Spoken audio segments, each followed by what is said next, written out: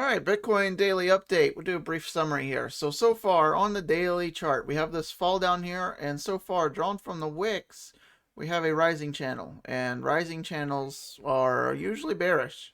When could we start to, if this comes back down, if this, so far today, this is held as resistance, at the same time, right, if you drew this before today, it almost hit right off of it.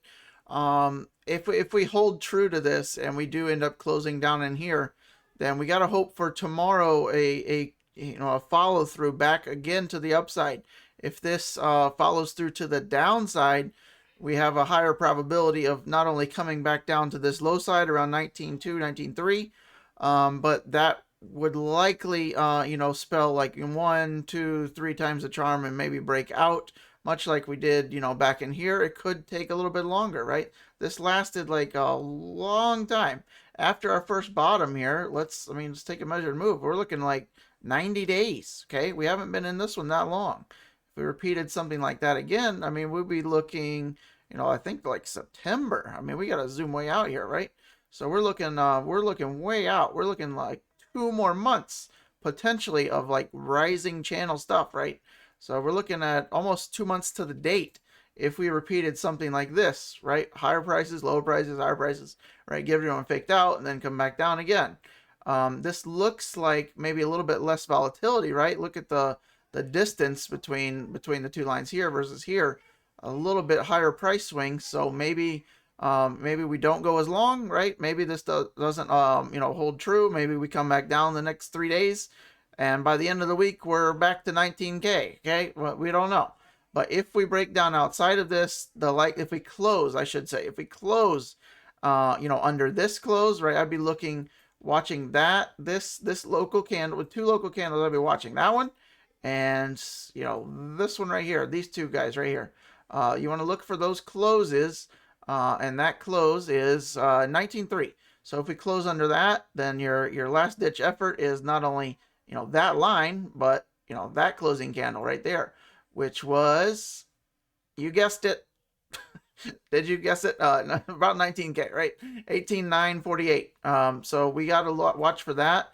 And then if we do end up doing that, then likely this rising channel would confirm, and then we'd be looking at fresh local lows, beyond the low of 17.5-ish right in here.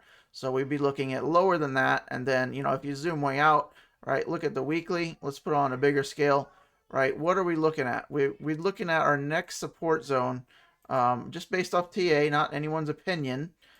Based off TA, you got to look at support levels, and the next support level, if we fall down outside of this and make a new local low, there's no more support until, maybe you could argue the top wick, but that's, 14K, right? On the monthly, 14K is a chart, right? Or 14K is a number. I'll show you that in a minute.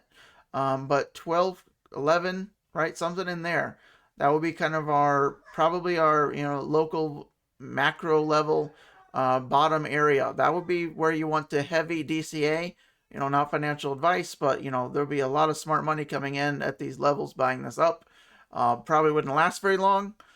So keep that if you think you're gonna, if you're going down to 11K in one day and you think you're just gonna go on your favorite exchange and put in an order, you're sadly mistaken. You have to have your orders in now if you think we're going down here. There's no guarantee of that. The lows could be in, right? We could be getting ready to just chop sideways for a couple months and then go, into 2023, fighting bullish.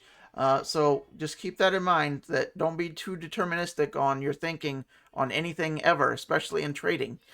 There's always a what if on both sides of the fence, okay? So that's the zone. Now, as promised on the monthly, right, 14K, look at that, right? The 2017 all-time high monthly candle closed at 13,863. So on the monthly, there's the weekly rate support. Doesn't look like much. The monthly, the biggest picture, maybe we hit 14K, right? That would kind of catch some people off guard, right? A lot of people are looking kind of the 10 or 11K level, but you have your closing candle, what we looked at right there, right? 14K. And not only that, look at your highest wick right there on the monthly. That high on this candle was also 13,863. or 13,868. So 14K on the monthly could be maybe our macro low there. Maybe we end up closing right there. Maybe we wick lower, but I wouldn't be surprised if we even just wick down to 14K, and then everyone's hoping for 11K, 10K lower, and you never get it. And that's usually how it works at the bottom of bull markets. Most people didn't know that that was the low, right? Most people didn't know that that it was going to close there and that was it, right?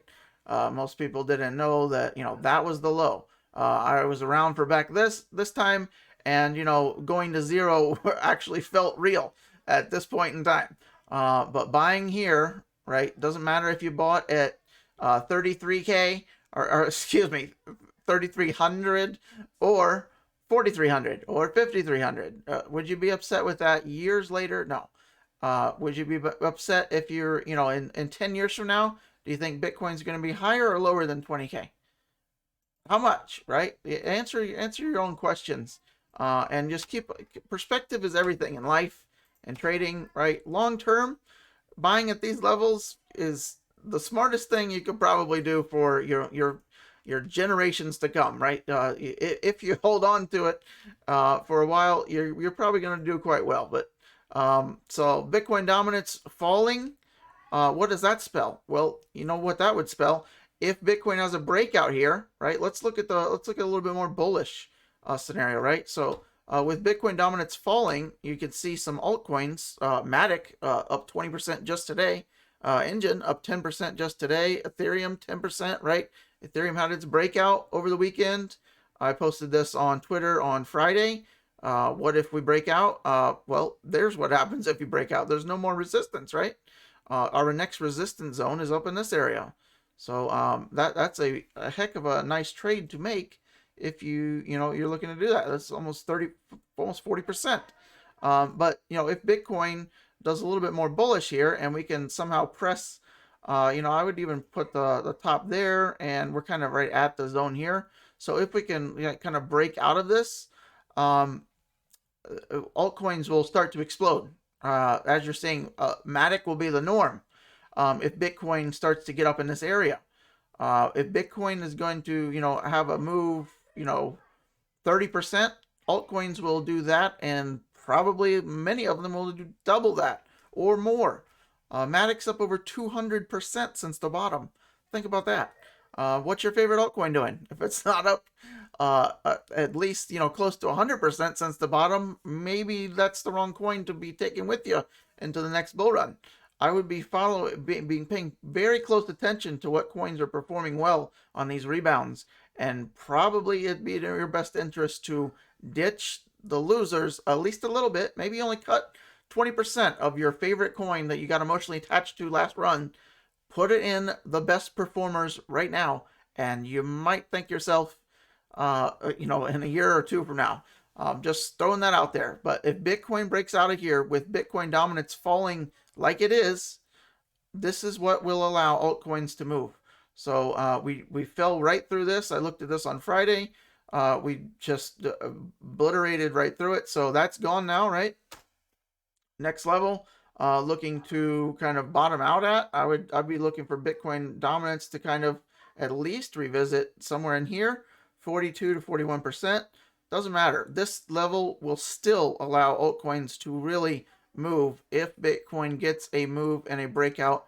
If you want to be super safe, like 23K, really a close, right? Let's look at a little bit cleaner. A close anywhere above where we've closed in this range. So even like 22K, a little bit higher than where we are now, right? So as of recording, we're right on the line. We are on the line. So we really need to close, say, like 21.7, and I'd say the odds go up of this continuing up.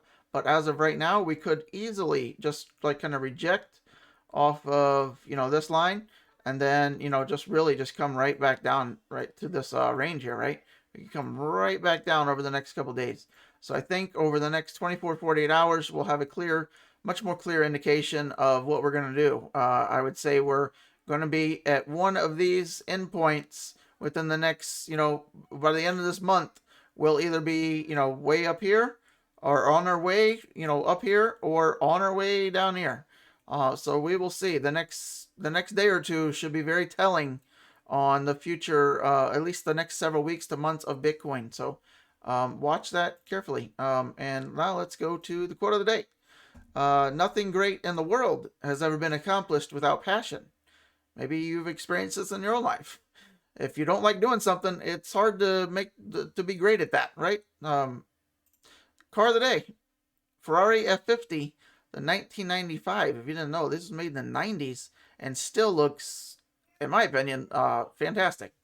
Timeless design, to say the least. One of Ferrari's best designs of all time, in my opinion. Even back then, I mean, look at the racing lugs.